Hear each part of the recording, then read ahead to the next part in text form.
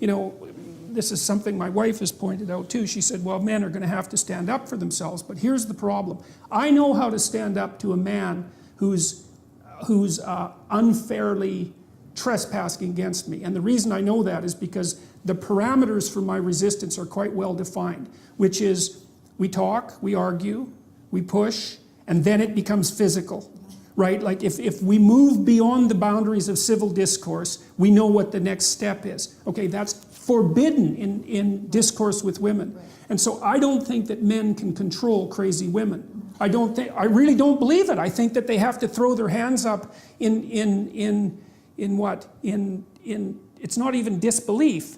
It's that there's no step forward that you can take under those circumstances, because if the man is offensive enough and crazy enough, the reaction becomes physical right away, or at least the threat is there. And when men are talking to each other in any serious manner, that underlying threat of physicality is always there, especially if it's a real conversation, and it keeps the thing civilized to some degree.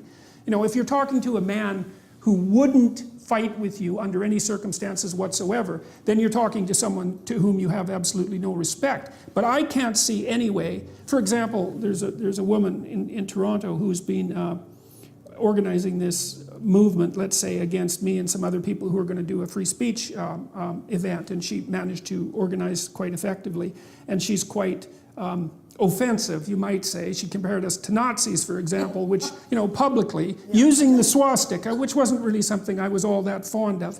But I'm defenseless against that kind of female insanity, because the techniques that I would use against a man who was employing those tactics are forbidden to me.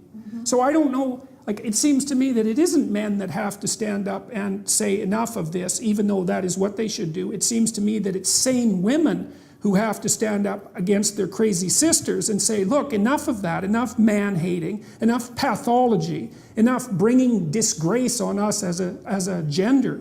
But the problem there, and then I'll stop my little tirade, is that most of the women I know who are sane are busy doing sane things, right? They're off, they have their career, they have their family, they're quite occupied, and they don't seem to have the time or maybe even the interest to go after their crazy harpy sisters. And so I don't see any regulating force for that terrible femininity. And it seems to me to be invading the culture and undermining the masculine power of the culture in a way that's, I think, fatal.